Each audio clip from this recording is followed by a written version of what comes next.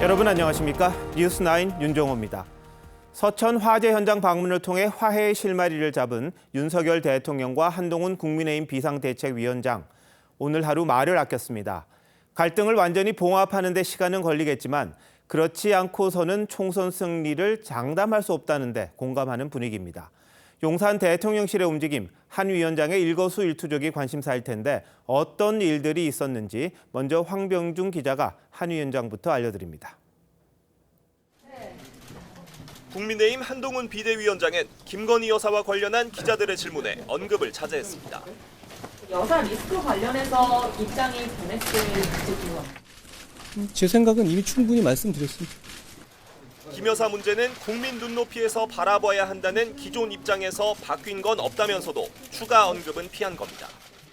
갈등의 원인으로 지목돼 불거졌던 김경률 비대위원의 거취 논란에 대해선 들은 바 없다고 했습니다. 한 위원장은 대신 민생 행보에 집중했습니다. 대학생들을 만나 고도 성장 시기를 보내며 지금의 청년들보다 덜 노력하고 더 많이 얻었다며 미안한 마음을 전했습니다. 죄송한 마음이 전혀 없고요. 그렇지만 지금의 청년 여러분들께는 그런 죄송한 마음이 실제로 매우 큽니다. 청년들은 청년 부채와 주거, 장학금 등 현실적 문제들에 대한 해결을 요청했고 한 위원장은 한정된 자원 안에서 우선순위를 찾겠다고 했습니다. 민주당이 최근 발표한 5대 혐오 범죄 공천 컷오프 기준을 언급하며 이재명 대표와 각을 세우기도 했습니다. 굉장히 정교하게 만들었던데요. 정확하게 이재명 대표만 거기 걸리지 않도록 여러 가지 고려를 해서 만든 것 같습니다. 앞서 한 위원장은 사무처 당직자들을 만나 총선 승리도 다짐했습니다. 한동훈 화이팅! 민생 행보와 당무에 집중하는 모습을 통해 대통령과의 갈등 여진을 시간을 두고 잠재우겠다는 의도로 풀이됩니다. TV조선 황병준입니다. 대통령실은 신중했습니다. 이번 사태의 발단이 된 김경률 비상대책위원 거취에 대해 일절 관여하지 않을 걸로 알려졌습니다. 명품백 논란에 대한 국민 여론을 감안해 윤석열 대통령이 어떻게 할지는 고민 중인데 언론 대담을 통해 설명하는 방식을 유력하게 검토하고 있다고 합니다. 홍현주 기자가 취재했습니다. 계속 같은 생각입니다. 저는 변한 거 없습니다. 김경률 비대위원이 김건희 여사의 명품백 논란에 대한 사과 입장을 유지하고 있지만 대통령실은 김 비대위원의 거취 문제에 관여하지 않겠다는 입장인 것으로 알려졌습니다. 여권 관계자는 김 여사 논란과 김 비대위원 거취 문제를 같은 선상에 놓고 볼 이유가 없다며 시간이 지나면 자연스럽게 일단락될 사안이라고 했습니다. 김 비대위원이 총선 출마 예정인 만큼 공천 과정을 거치며 정리되지 않겠냐는 의미로 해석됩니다. 김 여사 논란에 대해선 윤석열 대통령이 방송사와의 대담을 통해 직접 유감의 뜻을 밝히는 방식이 검토되는 것으로 알려졌습니다. 대통령실 관계자는 몰카 공작이란 기존 입장엔 변함이 없지만 진실된 설명과 사과를 요구하는 국민 여론도 잘 알고 있다고 했습니다. 소통이 좀 부족하다고 하는 지적하시는 분들이 많아서 저도 많이 이제 좀 반성하고 더 소통을 하려고 합니다만은 봉합 이후에도 갈등의 불씨가 여전하다는 우려가 여권 내 적지 않은 가운데 대통령실은 여당 지도부를 조만간 초청하는 방안도 고려 중인 것으로 알려졌습니다. TV조선 홍현주입니다. 대통령실과 한 위원장이 극적으로 화해하는 과정을 보면 이준석, 김기현 대표 때와는 사뭇 달랐습니다. 민감한 정치 현안이 있을 때마다 윤석열 대통령을 호위하듯 기세를 올렸던 친윤계 의원들 잠잠했죠. 어떻게 달라졌고 왜 그런 건지 김하림 기자가 알아봤습니다. 친윤계 의원들은 어제에 이어 오늘도 침묵했습니다. 한동훈 비대위원장과 김경률 비대위원에 대한 공세에 앞장섰던 이용 의원은 기자회견과 윤리위 제소를 취소한 뒤 말을 아꼈고 친윤 핵심인 이철규 의원도 물밑 중재 역할에만 주력한 것으로 전해졌습니다. 소통하는 과정에 조금씩 오해가 있었던 것 같습니다. 봉합이 되리라 믿어 의심치 않습니다. 한 친윤계 의원은 일단 갈등이 수습된 만큼 사태를 더 키우지 말고 지켜보기로 했다고 했습니다. 총선 공천이 다가오면서 친윤계의 결집력도 크게 약화됐습니다.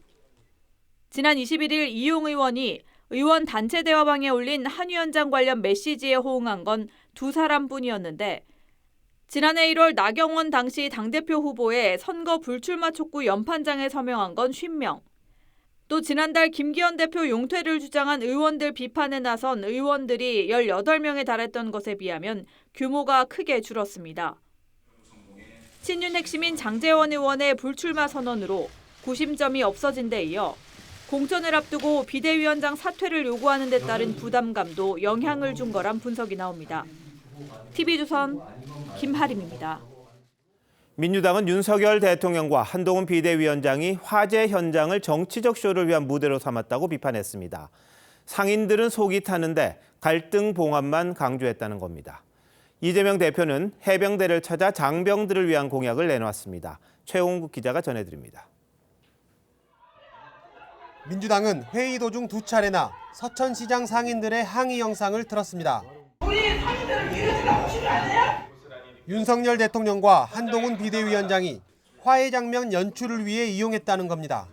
피해 국민들 앞에서 그걸 배경으로 일종의 정치 쇼를 한 점에 대해서는 아무리 변명해도 변명이 되지 않을 것입니다. 사과로 끝날 일이 아니라며 김건희 여사의 명품백 논란도 부각시켰습니다. 이 대표는 뇌물수수는 수사를 받을 사안이라고 했고 박찬대 최고위원은 특검 수용을 주장했습니다. 김건희 특검법을 즉시 수용하십시오. 그것이 국민의 뜻을 받드는 것이고.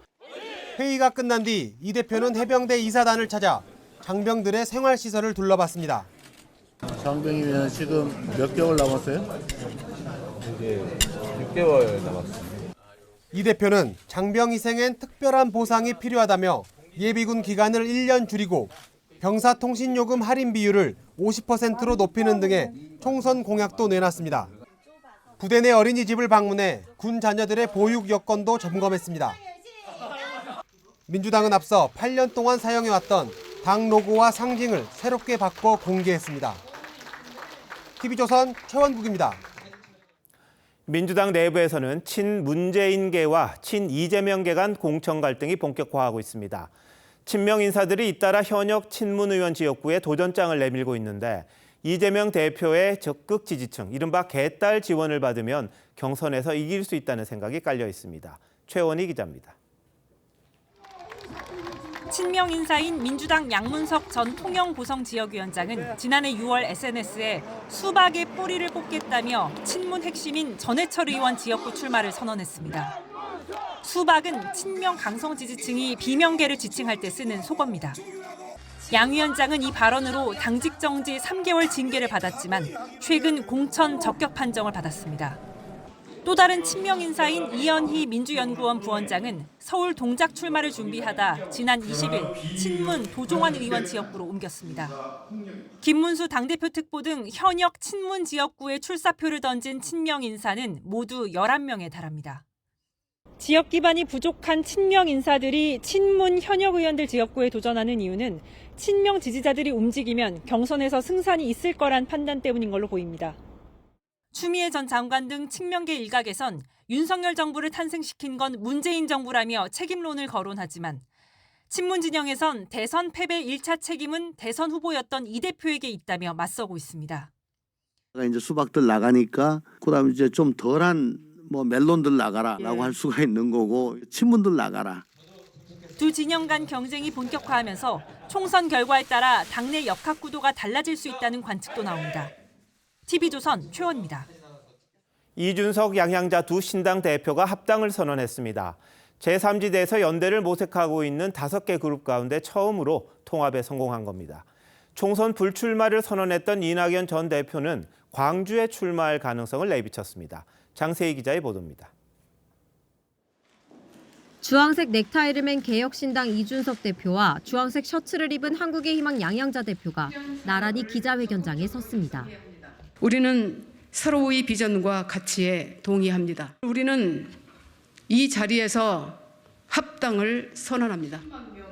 합당 후 당명은 개혁신당, 슬로건은 한국의 희망으로 정했습니다. 금태섭 신당과의 추가 합당 가능성도 열어뒀습니다. 얼마나 이견을 조율하고 거리가 가깝느냐, 일정에 대한 부담을 가지고 저희가 어떤 선택들을 하는 건 아닐 것이다. 이낙연 전 대표는 1박 2일 일정으로 호남을 찾았습니다. 총선 불출마 뜻을 밝혀왔던 이 전 대표는 광주 시민들의 의견을 듣고 결정하겠다며 입장 변화 가능성을 언급했습니다. 광주 시민을 비롯해서 좀 더 많은 분의 의견을 듣고 깊게 생각해서 결론을 내리겠습니다. 민주당 탈당파 3명이 주도하는 미래대연합은 이낙연 전 대표와의 합당 조건 중 하나로 이 전 대표의 호남 출마를 요구해왔습니다. 이낙연 전 대표가 지역구 출마해야 된다고 생각하세요? 저는 그렇게 말씀을 드렸어요. 양측은 이르면 주말쯤 합당을 선언할 가능성이 있습니다. 신당 간 연대가 본격화되면서 이낙연, 이준석 양측의 통합 여부가 이른바 제3지대 빅텐트 현실화의 최종 변수가 될 전망입니다. TV조선 장세희입니다. 여권 갈등, 봉합됐다기보단 덮어뒀다란 표현이 맞을 듯합니다. 그래도 파국은 피한 만큼 이제 양측이 어떻게 상황을 마무리 지을지 출구 전략을 고심하고 있을 걸로 보입니다. 정치부 이태희 기자에게 여권의 고민이 뭔지 한번 들어보겠습니다. 자, 이 기자, 어제 저희가 단독 보도를 했잖아요. 김건희 여사는 사과할 의사가 있다. 그런데도 이게 성사될지 안 될지 아직 알 수가 없습니다. 자, 김 여사의 의중 취재된 게 더 있습니까? 김 여사는 지난주 당 쪽에 사과 의사를 밝히면서 모든 책임이 내게 있고 충분히 죄스럽게 여기고 있다는 뜻을 전했습니다. 총선을 앞두고 본의 아니게 당 운영에 부담을 준 것에 대해 지도부에 미안한 마음을 전한 건데요. 다만 사과가 반드시 사과로 이어질 수 없는 것들이 정치권엔 있는 것 같다고도 했습니다. 자, 사과 자체보다 사과를 했을 때 이게 또 왜곡된다든지 다른 방향으로 또 사건이 커질 수 있는 그런 것들을 우려하는 거죠? 예, 대신 앞서 전해드린 것처럼 윤석열 대통령이 직접 유감 표명을 하는 쪽으로 방향이 잡힌 것 같습니다. 사실 지난주까지만 해도 이관섭 비서실장이 이 문제를 설명하는 방안까지 검토가 됐었는데 한동훈 위원장과의 갈등까지 불거진 상황에선 이제 대통령이 직접 나설 수밖에 없다는 게 용산 대통령실의 판단인 듯합니다. 자, 대통령실의 고민은 그렇다 치고요. 다른 한 축이 있잖아요. 당인데 당에서도 고민이 있지 않겠습니까? 당 일각에서는 김건희 여사 사과를 요구했던 김경률 비대위원회 위원직 사퇴 이야기가 나오고 있습니다. 하지만 취임 직전부터 이 중도 확장에 한계가 있다는 지적을 받아온 한동훈 위원장으로선 껄끄럽더라도 다른 목소리를 내고 있는 김 비대위원이 꼭 필요한 존재일 겁니다. 현 시점에서 김 비대위원을 사퇴시킨다면 사실상 중도 확장을 포기하는 것으로 비춰질 수도 있고요. 이 때문에 비대위원 중 출마 의사를 밝힌 구자룡, 박은식 비대위원과 함께 공천 국면에서 자연스럽게 물러날 가능성도 거론됩니다. 자, 공천받은 사람이 이제 최종 의결하는 게 비대위잖아요. 그러다 보니까 이게 공정성 피하는 한 방법일 수도 있겠네요. 네, 또 하나 이 한동훈 위원장이 이 서울 마포울 지역에 김 비대위원을 전략 공천할지도 관건입니다. 어제 공관위 발표로 마포울은 전략 공천이 가능한 지역이 됐습니다. 하지만 실제로 전략 공천을 한다면 사천 문제를 제기한 대통령실과 다시 각을 세우겠다는 의미로 읽힐 수도 있습니다. 이 때문인지 공관위 측은 전략 공천이 가능한 지역이지 무조건 전략 공천을 한다는 의미는 아니라고 했습니다. 자, 민주당은 이번 사태에 대해서 이 정치적 쇼라고 이렇게 계속해서 공세를 펴고 있더라고요. 결국 여권 갈등이 자신들에겐 유리하다 이렇게 보는 거죠? 현재로서는 대체로 그런 분위기입니다. 하지만 선거를 앞두고 여권이 모든 이슈의 중심이 돼 있는 건 부담이라는 기류도 있습니다. 실제로 한 포털의 뉴스 검색량을 보면요. 이재명 대표는 피습 사건 당시 검색량이 크게 올랐다가 줄어들었고 한동훈 위원장은 지난 일주일간 정치권 인사 중 검색량 1위를 기록했습니다. 당내에서는 조금 시끄러워지더라도 혁신 경쟁을 하는 모습이라도 나와야 하는 것 아니냐 이런 우려도 있습니다. 뭐 일단 좋든 나쁘든 간에 여권이 관심을 모두 받고 있는 건 사실인 것 같아요. 그렇지만 이게 어떻게 마무리되느냐에 따라서 결과는 크게 달라질 수 있다 이렇게 봐야겠군요. 자, 이 기자 잘 들었습니다.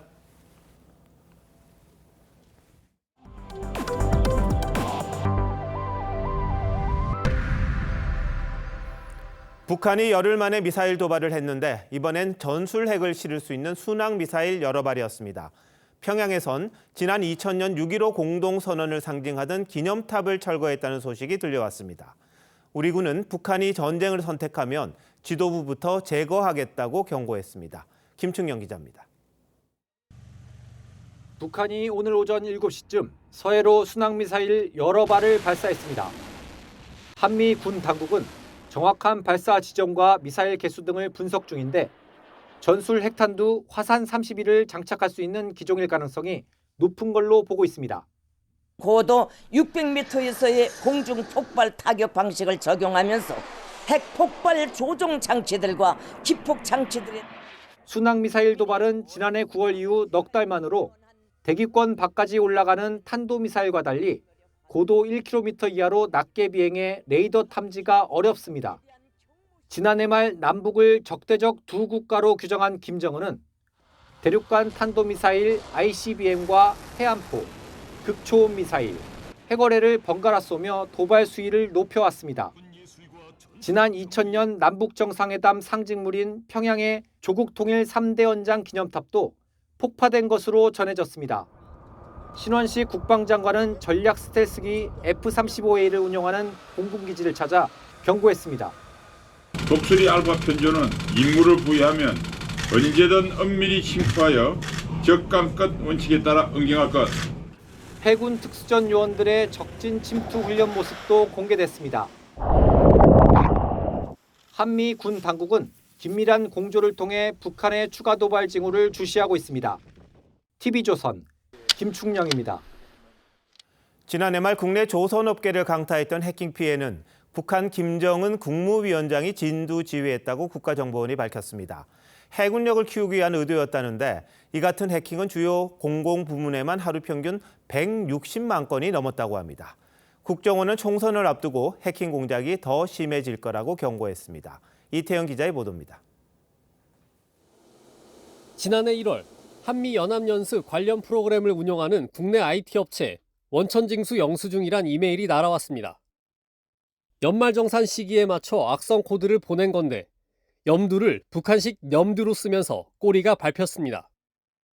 국정원은 지난해 이 같은 해킹 조직의 공공기관 공격 시도가 하루 평균 160만 건을 넘어 전년보다 36% 늘었고 이 중 북한 소행이 80%를 차지했다고 밝혔습니다.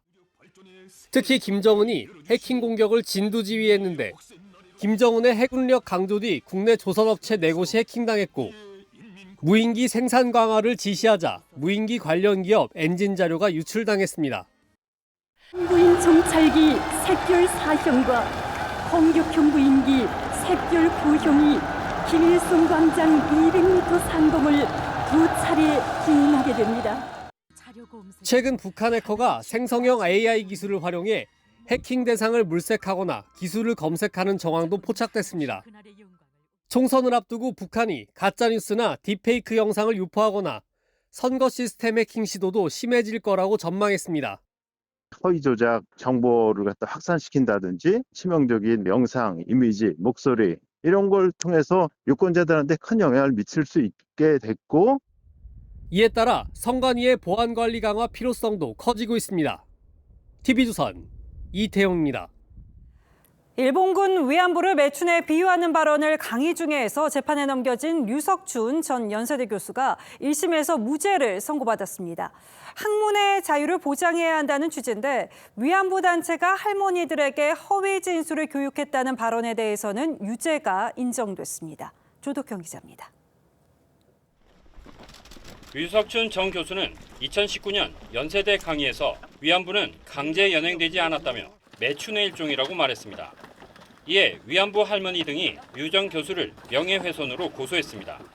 법원은 오늘 4가지 발언 중 정대협이 위안부 할머니들에게 허위 진술을 하도록 교육했다는 것만 유죄라며 벌금 200만 원을 선고했습니다. 반면 위안부는 매춘의 일종, 정대협의 핵심 간부가 통진당의 핵심 간부, 정대협이 북한과 연계돼 이적 행위를 하고 있다는 3가지 발언은 무죄로 선고했습니다. 법원은 해당 발언은 통념에 어긋나고 부적절하다면서도 학문의 자유에 대한 제한은 필요 최소한이어야 한다고 했습니다.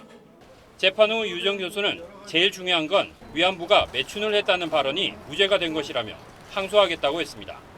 반면 정의기억연대는 반인권적 판결이라고 강하게 반발했습니다. 국제사회가 인정하고 있는 역사적 사실을 부정하는 발언들이 다 옳다라고 주장하는 것이 국민적 상식에 맞지 않다. 검찰 역시 무죄 나온 부분에 대해 항소를 검토 중이라고 밝혔습니다. TV조선 조덕현입니다. 중요 판결 소식 하나 더 전하겠습니다. 2년 전 전국 물류를 마비시킨 택배 파업 기억하실 겁니다. 당시 택배노조는 대한통운이 직접 교섭에 나서라고 요구했고 CJ 대한통운은 다른 기업에 하청을 준 만큼 하청업체와 노동자 간 교섭을 하라는 입장을 드러냈습니다. 작년 1심에 이어서 오늘 항소심 법원까지 노조 손을 들어줬습니다. 이제 대법원 판결만 남겨두게 된 건데 지선호 기자가 좀 더 설명드리겠습니다. 유리문이 부서지면서 시위대가 쏟아져 들어옵니다. 지난 2022년 2월 민주노총 전국 택배 노조원들이 CJ 대한통운 본사를 기습 점거하는 모습입니다. 단체 교섭을 요구하는 과정에서 폭력 시위까지 발생한 겁니다. CJ 대한통운 규탄한다! 택배 노조의 단체 교섭 요구는 지난 2020년 3월 시작됐는데 CJ 대한통운은 배달 기사들이 본사가 아닌 대리점과 계약했다는 이유를 들어 요구를 거부해왔습니다. 대법원 판례도 직접 근로계약 관계가 없으면 사용자로 볼 수 없다는 입장입니다. 그런데 서울고등법원은 대법원 판례를 뒤집고 CJ 대한통운의 단체 교섭 거부는 부당 노동행위에 해당한다고 판결했습니다. CJ 대한통운이 택배 기사의 실질적인 사용자라고 본 겁니다. 대법원에서 판결이 확정되면 파장이 적지 않을 전망입니다. 하청업체 근로자들이 원청 회사를 상대로 직접 단체 교섭을 요구할 수 있고 결렬되면 파업도 가능합니다. 교섭 사안에 대해서 실질적 지배력이 있는지 여부를 다 따져야 되고 또 소송도 상당히 많이 진행될 것으로 우려가 됩니다. 택배 노조는 공세 수위를 높였습니다. 전체 조합원들의 의견을 수렴해 강력한 투쟁에 돌입할 수도 있음을 분명히 경고합니다. CJ 대한통운은 판결에 동의하기가 어렵다며 상고할 계획이라고 밝혔습니다. TV조선 지선호입니다. 오늘도 추운 날씨에 고생 많으셨습니다. 영하 10도를 밑도는 북극 한파가 사흘째 이어지면서 한강 일부가 얼어붙었습니다. 바닷길과 하늘길 운항도 통제가 잇따랐는데요. 한지은 기자가 취재했습니다. 물줄기를 따라 얼음이 넓게 퍼져 있습니다. 사흘째 이어진 북극 한파에 한강 곳곳이 얼었습니다. 서울 여의도의 한강변도 한파로 강물이 얼어붙었습니다. 강변에 있던 이 얼음의 두께는 5cm를 넘습니다. 강가에 묶어둔 배들이 얼음에 갇힌 곳도 있습니다. 한낮에도 영하권에 머물면서 공원엔 나들이객의 발걸음이 끊겼습니다. 버스를 기다리는 사람들은 점퍼에 달린 모자를 뒤집어 쓰고 발걸음을 재촉합니다. 얼굴이 느껴나갈 정도로 너무 추운 것 같습니다. 바람이 너무 많이 부니까 머리가 올 것 같아요. 여기 머리가 모자 안 쓰면 너무 추운 날씨. 하늘길과 바닷길도 일부 막혔습니다. 한파가 시작된 22일부터 400편 넘는 국내선 항공편이 결항됐고 68개 항로의 여객선 운항이 중지됐습니다. 여객선 터미널은 통제선만 보일 뿐 텅 비었습니다. 바람 좀 쐬고 바다 구경 좀 하고 싶어서 왔는데 바람 때문에 배가 다 통제됐다 그래서 너무 아쉽고요. 춥고 건조한 날씨에 화재도 잇따랐습니다. 오늘 새벽 서울 은평구 아파트에서 불이 나 주민 50여 명이 대피했습니다. 기상청은 내일 오후부터는 추위가 누그러질 것으로 전망했습니다. TV조선 한지은입니다. 호남 지역은 지난 사흘 동안 최고 30cm가 넘는 폭설이 내렸습니다. 산골 마을에서는 고립이 속출했는데요. 박건우 기자가 마을을 찾아가 봤습니다. 25가구가 모여 살고 있는 작은 산골 마을. 온통 하얀 눈에 뒤덮여 있습니다.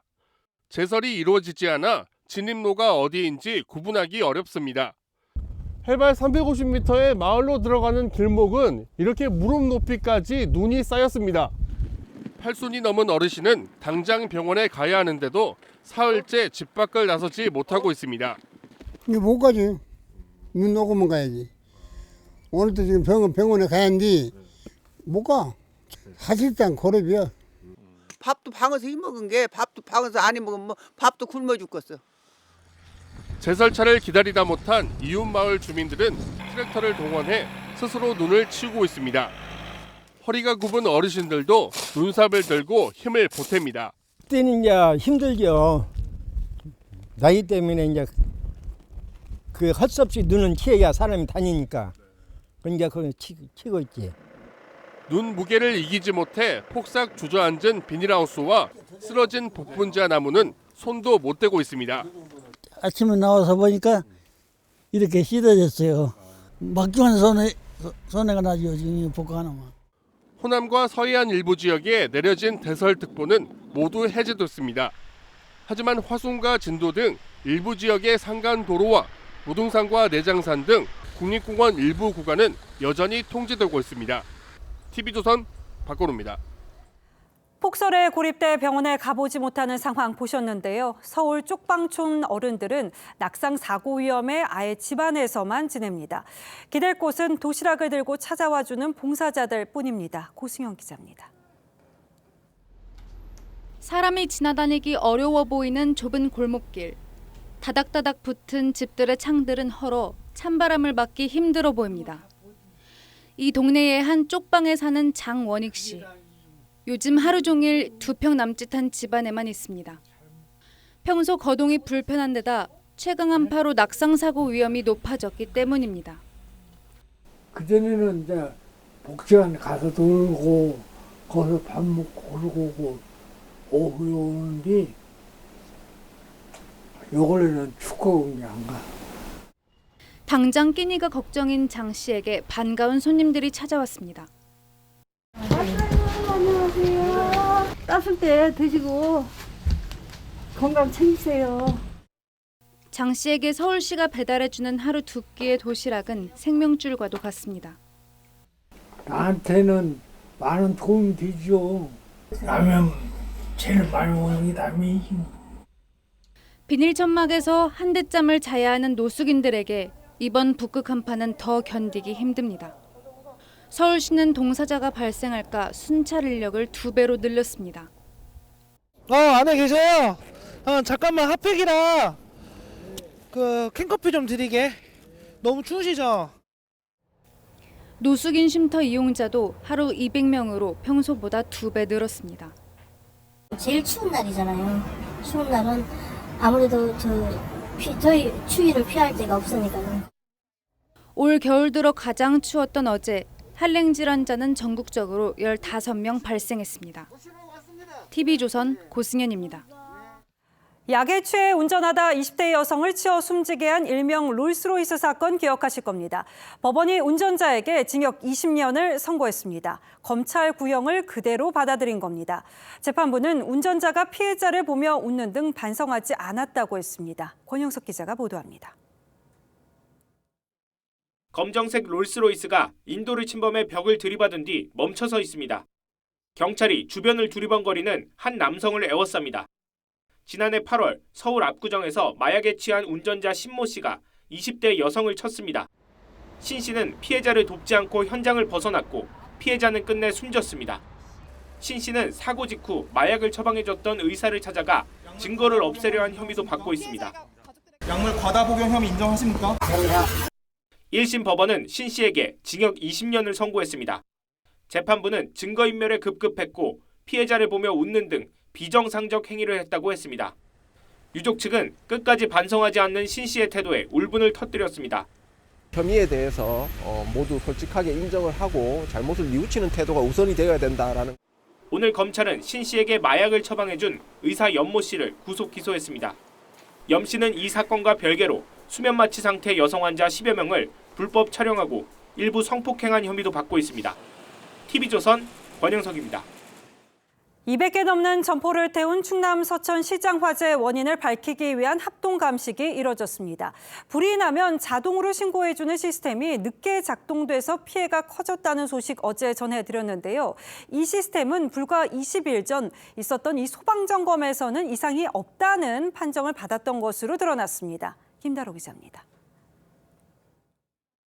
수산물동 1층에서 불꽃이 일기 시작한 건 그젯밤 10시 52분.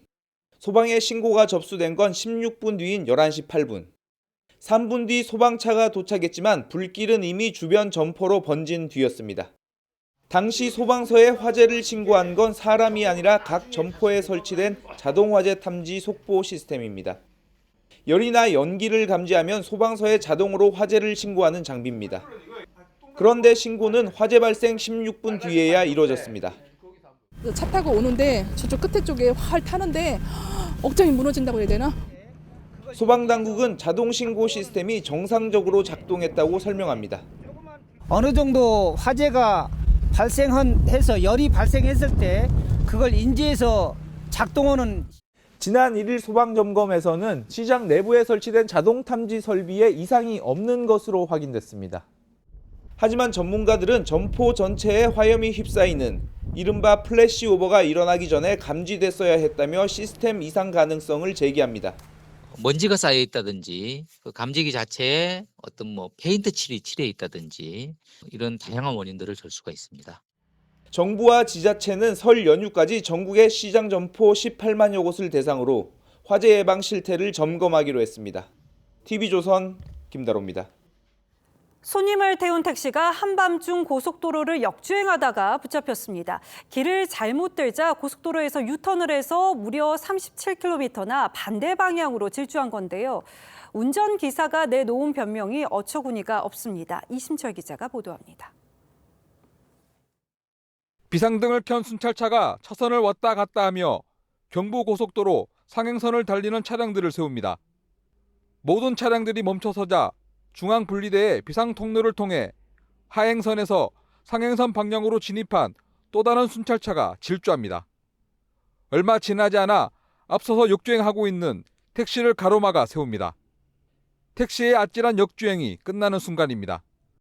8, 90km 갔죠. 잘못된 방향으로 가고 있다. 그래 이야기하는데도 이 길이 맞다. 손님을 태운 이 택시의 목적지는 영천이었습니다. 하지만 경산 IC에서 대구 방향으로 잘못 진입하자 동대구 IC 인근에서 유턴해 역주행을 시작했습니다. 그렇게 반대 차선으로 달린 거리는 경주 터널까지 37km에 이릅니다. 지나는 차량 운전자들의 신고를 받고 출동한 경찰은 탱크로리 운전자 등 시민들과 함께 택시를 막아 세웠습니다. 고속도로 역주행은 22분가량 이어졌지만 다행히 사고는 일어나지 않았습니다. 60대 택시기사는 새벽이라 차가 적어 역주행했다고 진술한 것으로 알려졌습니다. TV조선 이심철입니다. 자동차가 주유소에서 기름을 넣듯이 배는 벙커링선에서 중유를 공급받습니다. 그런데 받은 돈보다 적은 양을 주유하거나 아예 남의 배에서 기름을 훔쳐서 내다 파는 방식으로 18억 원을 챙긴 일당에 붙잡혔습니다. 임소영 기자입니다. 급유선이 정박한 평택항에 기름 운반 차량인 탱크로리가 들어섭니다. 원래는 급유선에 기름을 공급해야 하지만 이 탱크로리는 오히려 중유를 받아서 경기도 파주로 향합니다. 급유선 선장 A씨는 탱크로리 기사 등과 짜고 선박 연료인 중유를 빼돌렸습니다. 주문받은 양보다 덜 주유한 경우도 있고 심지어 배에 있던 기름을 훔치기도 했습니다. 2021년 8월부터 2년간 133차례에 걸쳐 빼돌린 기름은 224만 리터, 시가 18억 원어치가 넘습니다. 일당은 빼돌린 기름을 회사 앞 지하 탱크에 저장해뒀습니다. 낮에 다니는 거는 못 보고 밤 새벽에 이렇게 차들 왔다 갔다 하는 거? 저장고의 기름은 시세보다 싸게 화훼 농가와 섬유 공장 등에 팔아넘겼습니다. 선박용 중유를 육상에서 판매하는 건 불법입니다. 300원에서 600원 정도 싼 가격에 싸게 산다라는 걸 알고 있기 때문에 작물 취득으로 그렇게 보고 있습니다. 경찰은 A씨와 급유선 기관사, 불법 저장소 운영자 등 3명을 구속하고 기름을 구매한 농가와 공장 관계자를 검찰에 넘겼습니다. TV조선 임서인입니다. 올해 초등학교 입학생을 둔 맞벌이 부모의 육아 고민이 줄어들 전망입니다. 방과 후에도 학교가 아이를 돌봐주는 늘봄학교가 전국 2천여 학교에서 실시됩니다. 저출산 해결의 실마리가 되어줄 수 있을지 박재용 기자가 짚어봤습니다.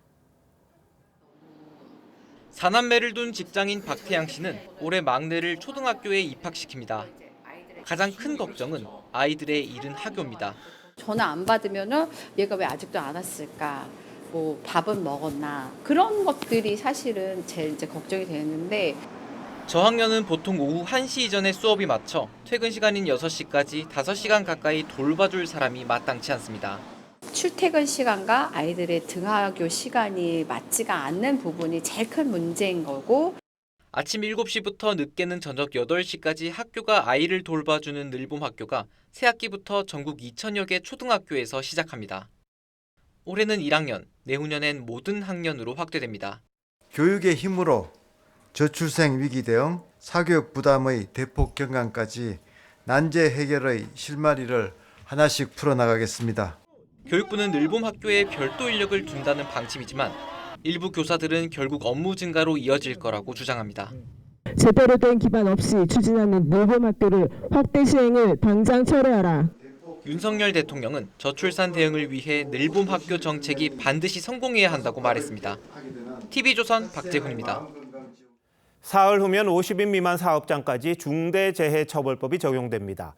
중소기업계가 오늘 여야 원내대표를 만나 법 적용을 2년 미뤄달라고 호소했는데 여야는 내탓 공방만 이어갔습니다. 이정현 기자입니다. 오는 27일 중대재해처벌법 전면 시행을 앞두고 중소기업 중앙회 수장이 여야 원내대표를 만났습니다. 50인 미만 기업에 대한 법 적용을 2년 더 늦춰달라고 호소하기 위해서입니다. 중대재해처벌법에 대해 가지고 이번 국회에 꼭 통과해달라고 그렇게 요청했습니다. 여야가 같이 만나서 합의가 되면 극적으로 좀 통과를 되지 않을까 조심스럽게 그렇게 한번 기대를 해봅니다. 고용노동부를 비롯한 3개 부처 장관도 합동 기자회견을 열고 기업들이 준비할 기회를 달라고 촉구했습니다. 83만 7천 개의 50인 미만 기업이 안정적으로 운영되지 못한다면 그 피해가 고스란히 그곳에서 일하는 800만 명 근로자의 고용과 일자리에 미칠 것이 자명합니다. 중대재해처벌법은 근로자 사망 등 중대재해가 발생하면 사업주에게 형사처벌 책임을 묻는 게 핵심입니다. 정부와 여당은 중소기업의 경영 부담을 내세워 법 적용을 늦추는 개정안을 내놨지만 야당은 산업안전보건청 연내 설치를 비롯해 재해 방지책이 마련되지 않으면 유예 여부를 검토할 수 없다며 맞서고 있습니다. 내일 열리는 국회 본회의에서 정치권의 극적인 타협이 이루어지지 않으면 사흘 뒤부터 50인 미만 사업장 수십만 곳이 중대재해법 적용을 받게 됩니다. TV조선 이정현입니다. 영하 10도 이하의 한파가 이어지면서 전기차 배터리에 비상이 걸렸습니다. 어떻게 관리해야 하는지, 전기차를 정말 계속 타도 되는 건지 한번 따져보도록 하겠습니다. 자, 홍영 기자, 요즘같이 추울 때 배터리 성능이 많이 떨어집니까? 어떻습니까? 네, 전기차 보급률이 높은 노르웨이에서 시험을 해봤는데요. 이 전기차 31종류를 조사한 결과 0도에서 영하 10도 사이일 때 주행거리가 보통 때보다 11%에서 많게는 32% 더 줄어들었습니다. 그런데 이건 히터를 전혀 틀지 않았을 때의 얘기입니다. 게다가 요즘처럼 체감온도가 영하 20도까지 내려가는 강추위에서는 이 주행거리가 더 많이 줄어듭니다. 그럼 가다가 나도 모르게 차가 설 수도 있다는 거 아닌가요? 갑자기 멈추는 건 아니지만 이 표시된 남은 주행거리만 믿고 충전소로 가다가 배터리 잔량이 너무 빨리 떨어져서 당황했다는 경우가 많습니다. 이 히터 사용량 같은 변수를 생각하지 못한 건데요. 최근 영하 30도 이하의 한파가 몰아친 미국에서는 이 도로마다 방전된 차가 이렇게 목격되기도 했습니다. 배터리 성능이 왜 이렇게 떨어지는 겁니까? 네, 전기차는 리튬 배터리를 쓰는데요. 액체 전해질을 타고 리튬이온이 이동하는데 추우면 전해질이 고체로 변하면서 뻑뻑해집니다. 리튬이 잘 돌아다니지 못하면서 배터리 효율이 떨어지는 겁니다. 그럼 이렇게 추울 때는 어떻게 해야 되는 겁니까? 네, 배터리가 너무 차가워지지 않도록 이 주차와 충전 모두 되도록 실내에서 하고 충전할 때는 급속보다는 완속 충전이 좋습니다. 배터리를 많이 쓰는 히터보다는 열선을 사용하고 블랙박스를 꺼두는 것도 도움이 됩니다. 다른 도움되는 방법은 또 없나요? 네, 야외에 차를 세워둘 수밖에 없다면 이 차가워진 배터리를 예열하는 게 중요한데요. 전기차에 있는 예열 시스템을 이용해 미리 데워주면 주행 성능은 물론 충전 속도도 올라갑니다. 이 운전 습관도 중요한데요. 급가속이나 급제동을 피하도록 에코 모드로 해두면 주행거리 유지에 큰 도움이 됩니다. 날씨가 많이 추우면 배터리에 이제 사용할 수 있는 에너지 용량이 많이 떨어지기 때문에 항상 좀 한 50% 이상에서 한 80% 그 사이에는 배터리를 늘 충전 관리해 주시는 게 좋습니다. 자, 기후 위기가 많잖아요. 극한의 추위도 더 자주 오는 것 같은데 그럼 전기차를 계속 타야 되나 이렇게 고민하시는 분들도 있을 것 같아요. 이 전기차 배터리 성능이 개선될 가능성은 있지만 이 수백 킬로미터 장거리 주행에는 효율성이 떨어질 수밖에 없습니다. 그래서 노르웨이처럼 전기차 보급률에 맞춰서 충전소를 더 늘려야 한다는 지적도 나옵니다. 겨울철에도 시내 주행에서 단거리 주행 같은 경우는 전기차가 가장 적합하다고 볼 수 있는데 기온 변화에 워낙 민감하기 때문에 향후 기술이 어느 정도 개발이 된다 하더라도 지금의 리튬이온 배터리 베이스에서는 한계가 분명히 있고요. 네, 전기차 타시려면 이 정도 정보는 알아야지 낭패를 안 당하겠군요. 홍희영 기자, 잘 들었습니다.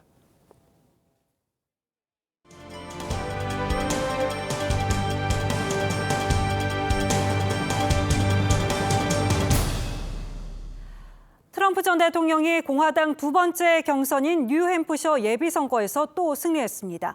뉴햄프셔는 중도층이 두터워서 이 판세가 뒤바뀔 수 있다는 전망도 나왔는데 이번 경선으로 이른바 헤일리 돌풍을 완전히 잠재웠다는 평가까지 나옵니다.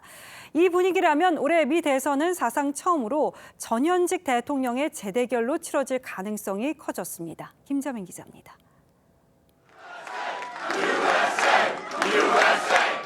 첫 양자 대결로 치러진 뉴햄프셔주 경선. 개표 1시간도 안 돼 트럼프 전 대통령의 승리로 결판났습니다. 2연승을 거머쥔 트럼프는 헤일리 전 대사의 사퇴를 압박했습니다. Ron came in second and he left. She came in third and she's still hanging around. We've won almost every single poll in the last 3 months against crooked Joe Biden. 뉴햄프셔는 중도 보수 성향이 강해 헤일리의 극적 반전도 기대됐지만 트럼프는 과반 득표에 성공하며 대세론을 굳혔습니다. 헤일리는 중도 하차는 없다며 정치 고향인 사우스캐롤라이나 경선 준비에 돌입했습니다. This race is far from over. There are dozens of states left to go. 같은 날 열린 민주당 뉴햄프셔주 비공식 경선에선 바이든 대통령이 70% 넘는 득표율로 압승했습니다. 바이든은 공화당 후보로 트럼프가 분명해졌다며 이보다 더 큰 위험은 없다고 견제했습니다. 전현직 대통령 간 재대결이 유력해진 가운데 일각에선 트럼프의 사법 리스크에 주목하고 있습니다. 트럼프는 내란 선동 등 91개 혐의로 형사 기소된 상태입니다. 다만 옥중 출마도 가능한 데다 공화당 유권자 절반 이상은 유죄여도 트럼프를 지지한다고 밝혀 파급력은 제한적인 것이란 분석도 나옵니다. TV조선 김자민입니다. 인구 절반이 반려묘를 기를 정도로 고양이 사랑이 남다른 러시아가 발칵 뒤집혔습니다. 열차 승무원이 실수로 탑승객의 고양이를 내다버린 건데 숨진 채 발견됐습니다. 황정민 기자가 전해드립니다. 러시아 서부 기차역, 열차 밖으로 고양이 한 마리가 던져집니다. 영하 30도, 차디찬 눈밭 위에 버려진 고양이는 9일 뒤 8km 떨어진 곳에서 숨진 채 발견됐습니다. 고양이 트윅스를 쫓아낸 건 열차 승무원으로 밝혀졌습니다.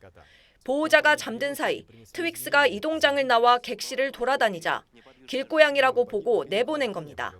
당시 보호자는 고양이 수화물표를 구매하고 트윅스와 함께 열차 안에 자리 잡은 상태였습니다. 승무원은 처음엔 고양이 스스로 도망쳤다고 주장했지만 CCTV 영상이 공개되면서 거짓말이 들통났습니다. 비난 여론이 들끓으면서 승무원 해고를 요구하는 국민청원에 30만 명 넘게 참여했습니다. 정치권과 수사당국까지 나섰습니다. 러시아 하원은 재발 방지를 위한 회의를 소집했고 연방수사위원장은 동물 학대 조사를 명령했습니다. TV조선 황정민입니다. K-팝의 복고 유행이 불고 있습니다. 1990년대를 풍미했던 노래들이 새로운 버전으로 발매되고 있는 건데요. 장동욱 기자가 전합니다. 서태지의 독특한 보컬이 이끌어가는 강렬하고 청량한 록비트의 원곡이 걸그룹의 목소리에 현대적인 리듬으로 거듭났습니다. 에스파가 리메이크한 서태지의 시대 유감입니다. 멤버들이 태어나기도 전인 1995년 가요 사전 심의제에 서태지가 반발하면서 번졌던 시대 유감 사태 이후 자유의 상징이 되었던 노래가 30년 만에 새롭게 거듭났습니다. 노래 자체도 되게 강렬하고 팬분들에게 뭔가 신선하지만 그리고 그때의 감성이 조금 묻어있는 그런 느낌을 주고 싶어서 대세 아이돌 그룹들의 복고풍 리메이크는 속속 이어지고 있습니다. 20세기 후반을 휩쓸었던 SES의 명곡을 재해석한 Dreams Come True는 유튜브 조회수 1억 뷰를 달성했고 뉴진스가 다시 부른 아름다운 구속도 호평을 받았습니다. K-팝이 확실한 주류로 자리 잡은 상황에서 잊혀져가는 K-팝 영세대들의 음악이 오히려 신선하게 다가온다는 분석도 나옵니다. 90년대 음악이 이제 신선하게 들릴 수 있을 정도의 이제 시간이 지났다고 생각이 들어요. 그 시대 때 좋아했던 사람들에게는 굉장한 향수로서 다가오기도 하고 K-팝의 뿌리에서 흘러온 명곡들이 새로운 자양분으로 자리 잡고 있습니다. TV조선 장동우입니다. 한국 브랜드와 콘텐츠를 전 세계에 알리는 데 공헌한 기업을 시상하는 2024 K브랜드 어워즈가 열렸습니다. K 콘텐츠 분야의 범죄도시3와 무빙, 뉴진스, 미스터트롯2 등을 비롯해서 KB금융그룹, 신한은행, SK텔레콤 등 총 72곳이 수상의 영예를 안았습니다. TV조선이 주최하는 K브랜드 어워즈는 대한민국 대표 브랜드의 산업 경쟁력을 제고하기 위해 마련됐습니다.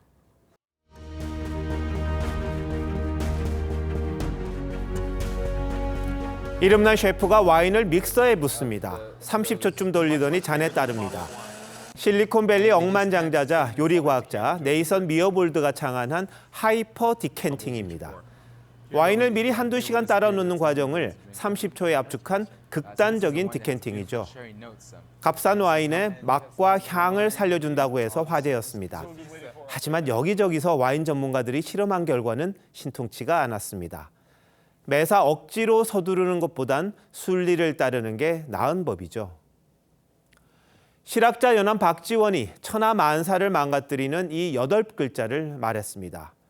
문제가 생겨도 그저 지나가려니 하던 대로 한다. 일이 커지면 잘못을 인정하지 않고 구차하게 대충 꿰매고 넘어간다. 저는 대통령에 대해서 깊은 존중과 신뢰의 마음을 가지고 있고요. 그게 변함이 전혀 없습니다. 한동훈 국민의힘 비대위원장이 허리를 90도로 굽혔습니다. 대통령의 권위를 세워준 거죠. 대통령은 철회했다는 신뢰를 다시 표시했습니다. 극한 충돌은 일단 면했습니다.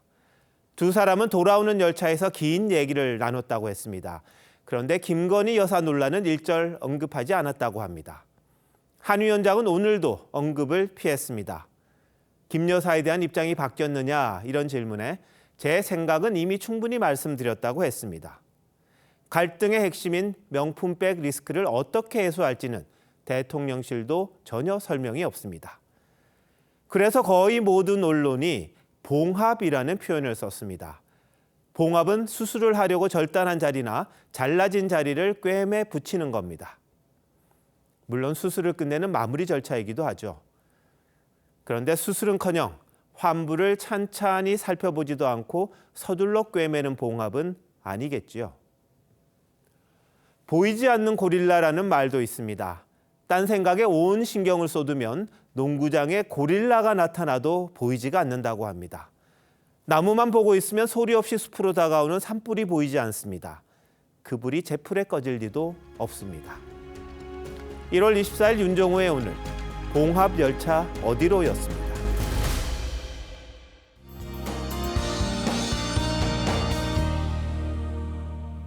내일도 강추위가 계속됩니다. 한파특보가 이어지고 있는 가운데 중부와 경북 내륙은 내일 아침 영하 10도 이하, 강원 지역은 영하 15도 이하로 떨어지겠는데요. 자세한 지역별 기온입니다. 아침에 서울이 영하 10도, 강원 대관령이 영하 20도, 충북 제천 영하 15도 보이겠고요. 한낮에도 서울이 0도 선에 그치겠습니다. 남부지방은 대구와 전주, 창원이 영하 7도로 출발해 낮에는 영상권으로 올라서겠습니다. 제주 산지는 모레 아침까지 최대 7cm의 눈이 더 내리겠고 울릉도와 독도에도 5에서 10cm의 많은 눈이 내리겠습니다. 내일 새벽 전라 서해안에도 1cm 미만의 눈이 조금 더 오겠습니다. 내일도 내륙 하늘은 맑겠고 전국에 바람이 강하게 불겠습니다. 동해안과 경남권 동부는 대기가 건조하겠습니다. 동쪽 해안가로는 강한 너울이 밀려와 조심해야 합니다. 모레부터는 예년 기온을 회복하며 추위가 조금씩 풀리겠습니다. 날씨였습니다.